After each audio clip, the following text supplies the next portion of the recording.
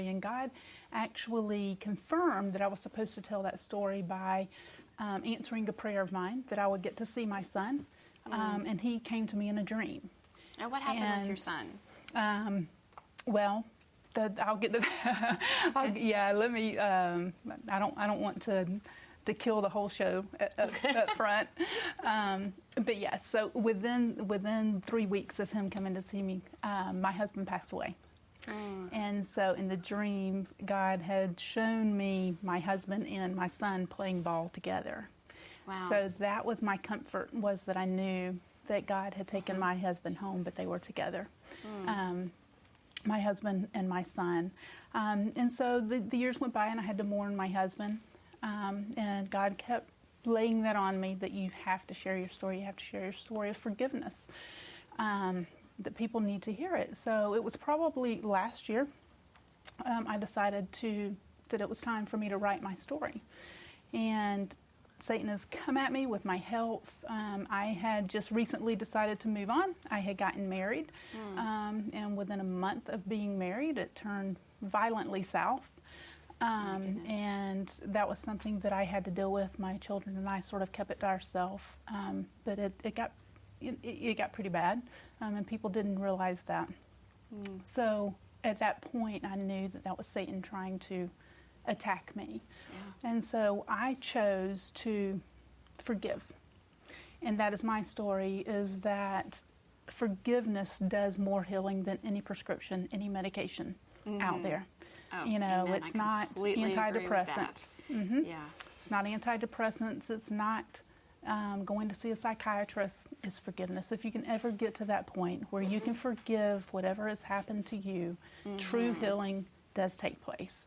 And that's when people will see the peace in your life. And that's what people ask me most often is, how do you laugh? We've heard part of your story, but you're laughing all the time instead of crying when most people will be crying. And I said, I choose to forgive. I know that that's Satan trying to destroy me through them.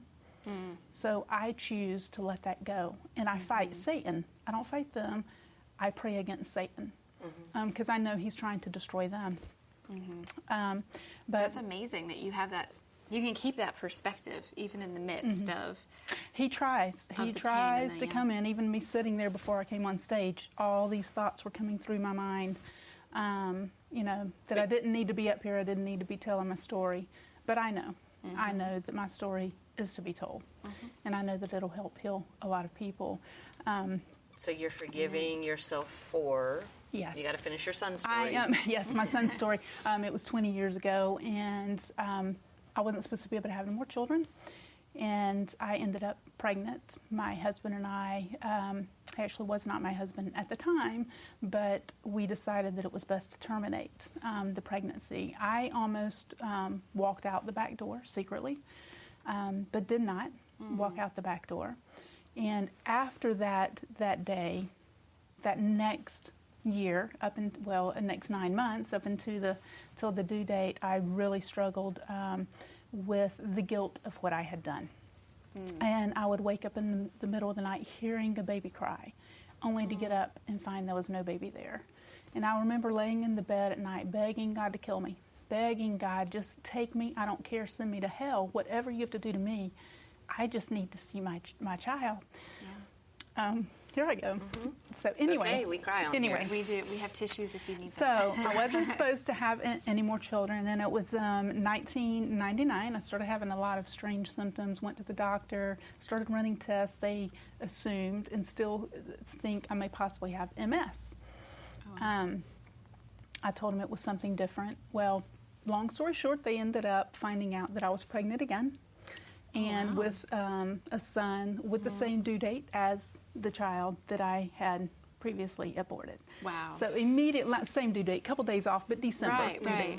And so I immediately, my knees almost buckled because I knew that God had heard my prayer and had given me that second chance. Yes. So we have seen God is very specific with His dates. Yes, and He likes to redeem. That's why this is imperative this year, because it's a 20-year anniversary. Wow. And so as my son, came, of course, in December, Trey, And we thought that, my husband and I, we would often question ourselves, I wonder if this is the same kid. I wonder, because my son would often ask us, when can I go back home? And we would say, bud, you're home. I don't know why you're asking that question. And he says, but when can I go back to heaven? Yeah. Wow. And he would ask us questions, are you going to know me when I go, are you going to remember me whenever I go to heaven and you come up there? So my husband and I, we would often tear up. But it wasn't until 3 weeks before my husband died that we realized that Trey was not the same child. And when he gave me the dream, and in the dream, we were at getting ready to go to a family reunion. And so I get my husband there, and we're greeted by his mother and another gentleman. She was in a wheelchair. She had just passed away a year and a half before. And she was crying. I asked why she was crying, and the gentleman said because she thinks that y'all forgotten about her. Aww. And I looked at him, I bent down, I kissed her on the cheek, gave her a hug, said, Mom, I have Roy here. No, we haven't forgotten about you. So Roy takes off up the hill to meet everybody. I'm lagging behind with Mom and the gentleman that's pushing her in the wheelchair. And as we get up the hill, the gentleman looks at me and says, the boy walking up the hill on the other side is your son. And I lost it. I said, no way. Because at that point, I thought Trey had been my second chance, had been the same child. I just thought God gave him back to me.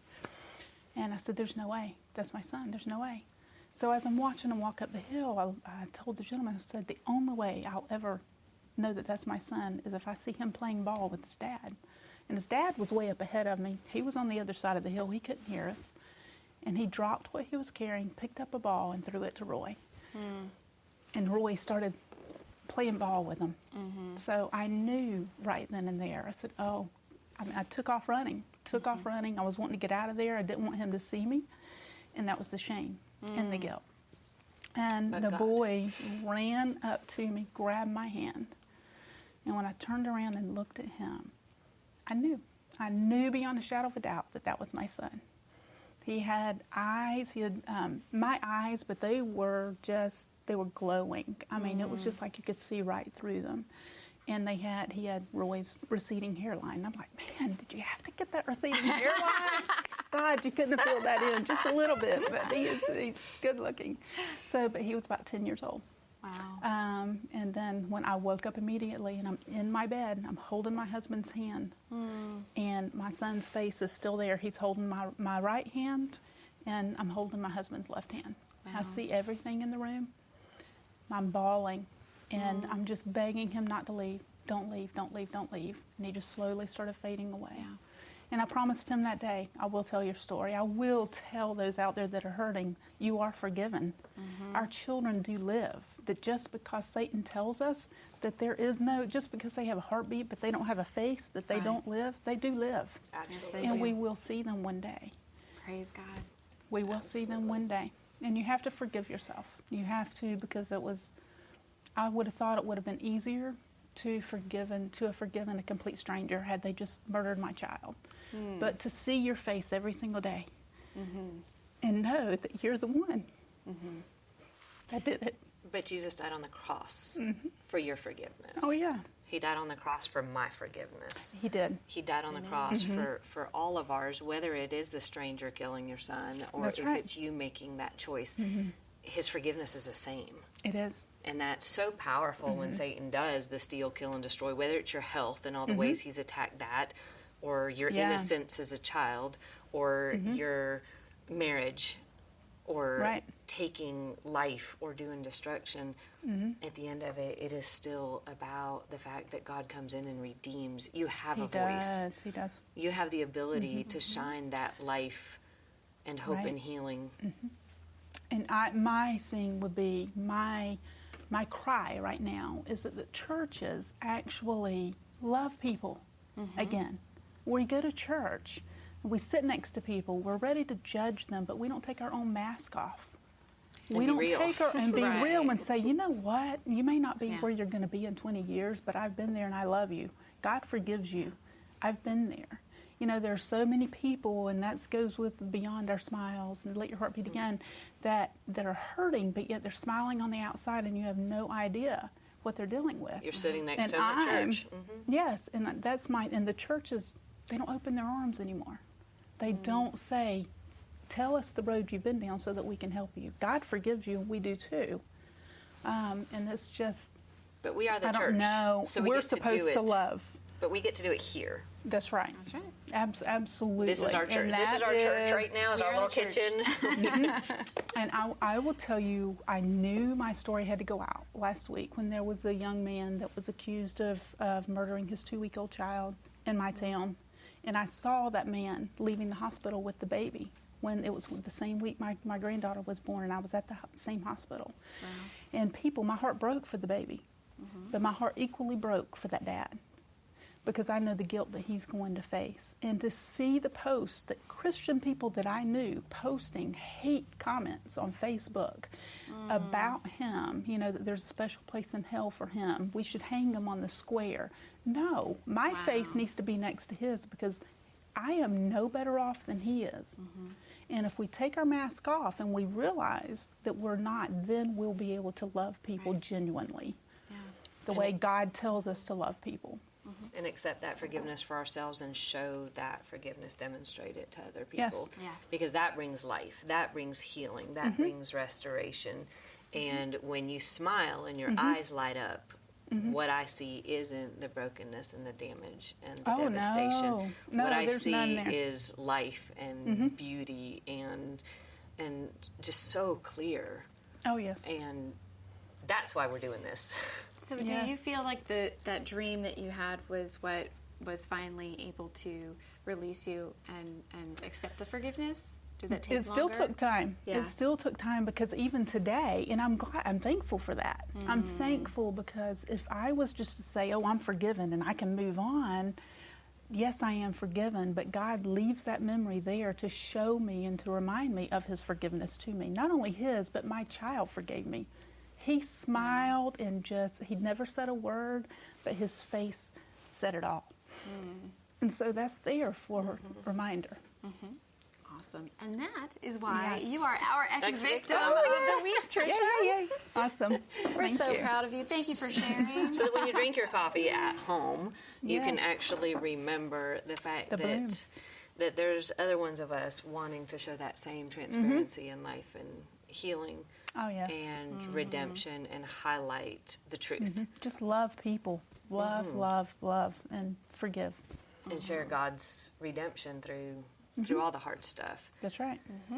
That is right. So Thank there's you. tissues in there, Thank you. so Yes, you're so I'm processing gonna need it right through, now. and there's chocolates Thank because you. we're women and we Yeah. all need chocolate. All the time. As we're dealing All with the the emotional time. roller coaster Yeah. that goes with these journeys of brokenness and healing, as we're working to actually process using the fertilizer Of our past. Oh, bloom. yes, bloom. to bloom. today. So we got to bloom Awesome. today. Yes. A free PDF copy of the Bloom in the Dark book and a full list of Bloom Today's coaching tools can be found on bloomtodaytv.com. Then visit Bloom Today's Facebook group for deeper conversation.